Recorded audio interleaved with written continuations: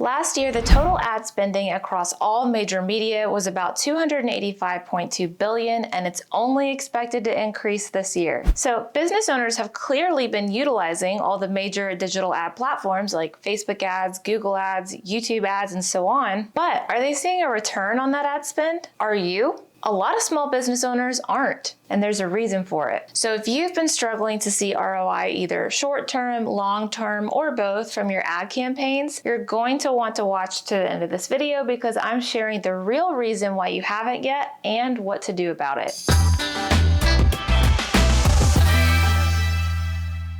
What's up, everybody? Welcome back to the channel. I'm Brandy with Life Marketing, the digital marketing agency with a mission to help small businesses grow. Super quick, go ahead and like this video, subscribe to the channel, and hit that notification bell so that you don't miss out on any of the business growing videos that we put out every single week. All right, so there are tons of advertising platforms out there for you to use, like Facebook ads, Instagram ads, Google ads, TikTok ads, YouTube ads, and the list goes on. But a lot of small business owners don't see the success with them that these gurus out here promise. I'm sure you've seen the ads that I'm talking about, right? Where a guy comes on and talks about how he's made millions in minutes with Facebook ads and how you can buy his new course to learn how to do the same. You may have even seen an ad like that before this video started playing. But more often than not, those people are over-promising and under-delivering. It's not that I think that they're exaggerating their results. I'm sure whatever they're saying happened to them with their own ad campaigns really did happen. But what they don't tell you is that it's a rarity and it's very hard to recreate success like that over and over and over again for small businesses across all industries. As a result, small business owners are left A, without seeing millions in minutes, and B, without really understanding how ad platforms work. And if you don't understand how ad platforms work, you're not going to see success with them. So on that note, let's break down how ad platforms work. Let's say 3 different advertisers are wanting to serve their ad to the same audience. Facebook, or whichever ad platform you're using, then has to make a decision on which ad to show to the audience. The 3 things most social media giants look at to make this decision are each advertiser's bid, estimated action rates, and ad quality. Your bid is exactly what it sounds like. It's how much you're willing to pay to get your ads shown. The reason the bid is not the only thing considered is because if it was, huge companies with huge budgets would just dominate and monopolize the market. Nike would outbid a brand new mom and pop shoe store every time, right? So thankfully, bid isn't the only thing that's looked at, but it is important to remember that it is one of the 3 things considered. So an ad budget is needed to not only launch, but sustain your ads. And we'll talk more about that in a minute. The second thing I mentioned is estimated action rates, which is an estimate of whether a particular person engages with or converts from a particular ad. In other words, the probability that showing an ad to a person leads to that desired outcome of the advertiser. And the last thing was ad quality. Facebook says the quality of an ad is determined from many sources, including feedback from people viewing or hiding the ad and assessments of low quality attributes in the ad, such as withholding information, sensationalized language, and engagement bait. Engagement bait being telling people to like or comment within the copy, etc. So when Facebook is reviewing the ads from the 3 different advertisers to make a decision on which one to show, your ads are in what's called an ad auction. And the one Facebook decides to deliver is the auction winner. Facebook chooses the winner by essentially adding up the points they gave in each category for each advertiser, and the winner will not only get their ads shown, but get their ads shown more than the others. So now that you know how it works, let's talk about what's really needed to make a paid ad campaign work. Like I mentioned earlier, you need a sizable ad budget to not only launch, but sustain your ads. I think a lot of small business owners go into paid advertising with the mindset of, if I can just get my product out there with my last $100, it'll take off and my business will blow up. That's unfortunately not the way that it works 99% of the time. If you've been following our channel for a while, you may have seen Sherman's video on Facebook ad costs. And in it, he says, it takes at least 6 months to build an effective Facebook advertising campaign. This is because you will rarely build a profitable campaign on day 1. The truth is, it takes weeks and months of reviewing performance data and making proper changes to your campaign campaign to increase performance. He wasn't wrong then, and he's still not now, people. Paid campaigns take time and thus take a budget to keep them running all that time. And you should also know that the budget you need will vary in size due to a number of factors, one of which being the audience you want to target. Some audiences are more expensive than others because of how many advertisers are bidding on the same audience. For example, a lot of people like to run ads advertising a free birthday gift as a lead magnet to entice their audience to click. And to do that, one of the advertising options you have to have selected is the person's birth month. So if you're running this ad in July, you want to show this ad to people whose birthday is in July. Great idea, right?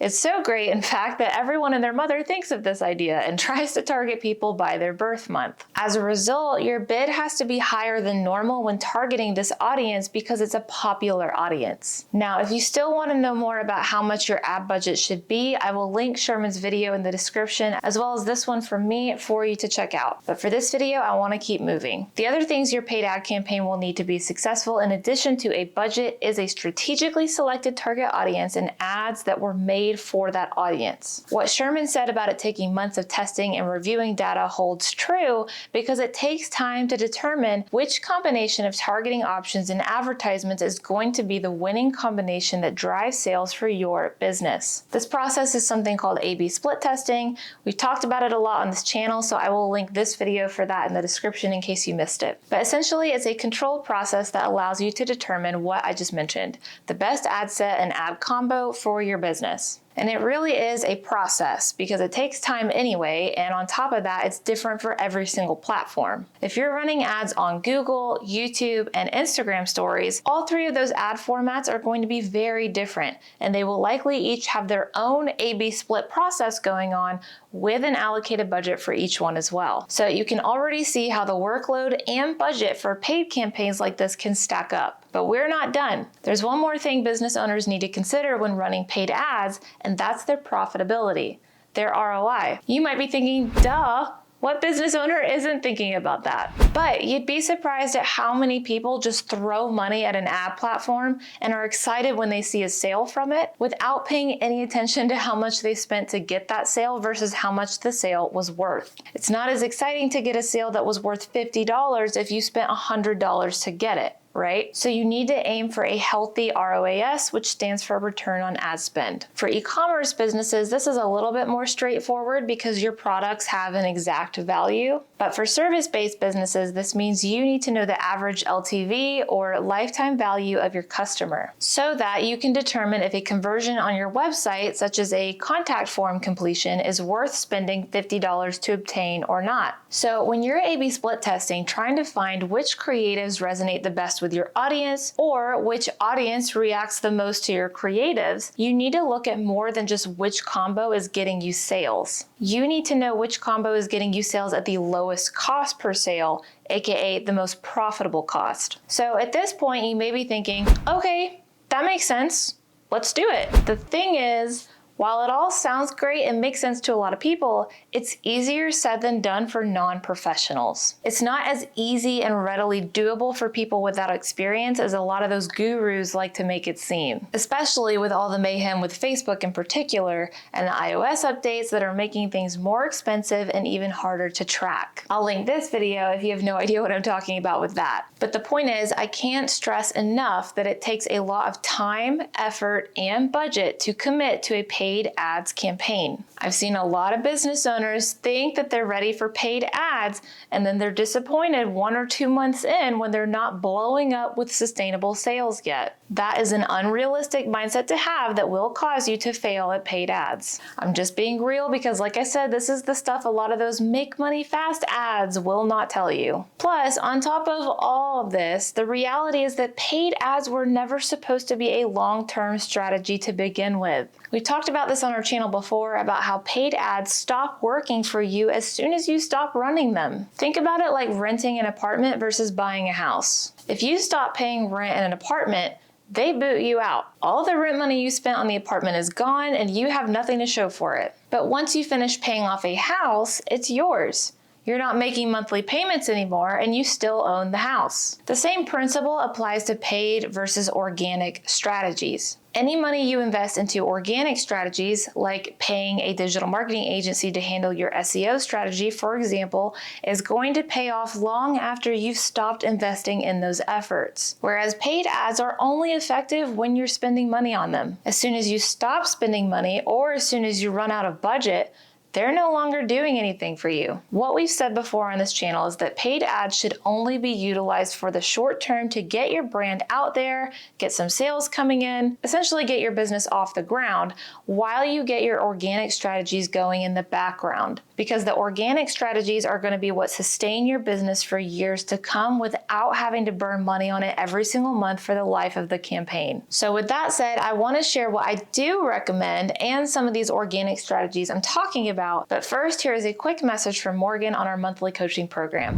Hello! We just helped a small business make over $1.5 million through Facebook advertising. After managing millions of dollars of ad spend for thousands of small businesses and creating thousands of social posts to help businesses connect with their customers, we know how to get results. And we want to help small businesses get results too. So we've decided to give away our knowledge, learning experiences, resources, tools, and feedback to help you achieve results for your digital marketing efforts. If you want to learn the blueprint for success, the best practices from some of the fastest growing companies in the world, get access to all the tools you'll need, and get live expert guidance from yours truly, stop what you're doing and sign up for our coaching program today. All right, so let's wrap up with the organic strategies you should be using instead of paid ads. SEO, content marketing, and social organic posts. SEO stands for search engine optimization, and it is the process of getting your website to rank high in the Google search results. When somebody searches something on Google, or any search engine like Bing, YouTube, etc., there are paid ads at the top, and then there are organic search results below that. SEO encompasses all the things you can do to make sure your website appears in that top organic spot when someone makes a search that's relevant to your business. For example, if you own a pet grooming business in Portland, Maine, wouldn't it be great if your website was the first to appear when someone searches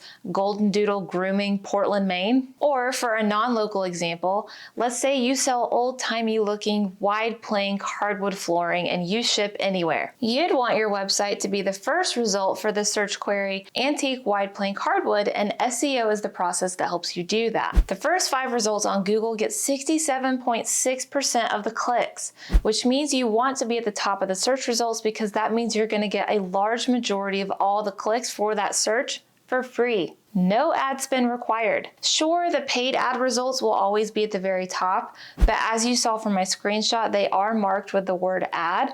So people know that those are advertisements, they know those companies paid to be in that spot, and as a result, a lot of people scroll down to where the organic results start for unbiased results. Now, as I said, SEO is one word to encompass all the many things you can do to help your website rank. And one of those things is content marketing. Content marketing is a strategic marketing approach focused on creating and distributing valuable, relevant, and consistent content to attract and retain a clearly defined audience and ultimately to drive profitable customer action. So basically, it's where you publish pieces of content like blogs around topics your audience is interested in to draw them into your brand without directly selling to them. Another definition I saw that I liked said it's a type of marketing that involves the creation and sharing of online material such as videos, blogs, and social media posts that does not explicitly promote a brand but is intended to stimulate interest in its products or services. Using our blog as an example, we share a lot of how-tos to help small business owners get started with digital marketing, but our services, of course, include handling your digital marketing campaigns for you from top to bottom to generate sales for your business. While our blog is not directly promoting our services or hitting you over the head with pricing, we can confidently assume that if someone is reading an article on our blog titled "How Small Business Owners Can Grow with Social Media Marketing," that they would likely be interested in our service offerings as well. Now, what on earth does all this have to do with SEO? Well, your audience is not the only one reading your blog. Google is too. So content marketing affords twofold benefits. When leveraged right, it can help you win over Google and your target market. So you want to create content with both your customers and Google in mind. Now, we have an entire SEO playlist that shows you how to do this. It goes into this strategy in more depth, covering what kind of criteria your content needs to meet in order to be ranked by Google and so on. So I'm going to link that in the description and move on to my last organic suggestion: social media posts. Short form video has swept the world and hasn't looked back. From TikToks to Instagram Reels to YouTube Shorts and so on, it's now easier than ever for small businesses to go viral with an organic video post on social media. There's even a whole hashtag and section dedicated to Small Business Check on TikTok that specifically highlights companies like yours. So if for whatever reason you have not hopped on the short video train yet, you need to. If you have a smartphone, that's all you need to tap into the growth we're seeing with short videos. You don't need fancy camera equipment, you don't need to know the latest TikTok dances,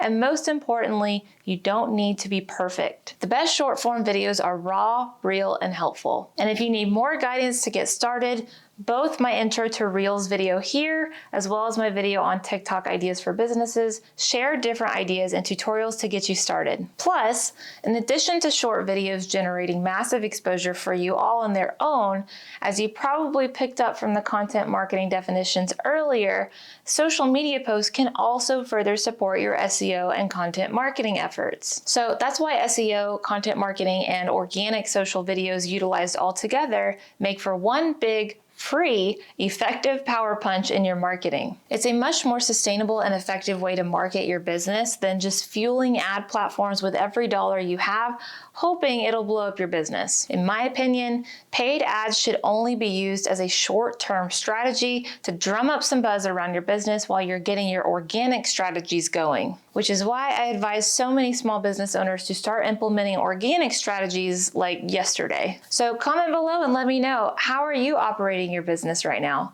Are you depending on paid ads alone? Or have you already gotten a start on organic marketing? Let me know in the comments. Otherwise, that wraps up everything I have for you today, guys. If you found this video helpful, please give it a thumbs up for me, subscribe to the channel, and hit the notification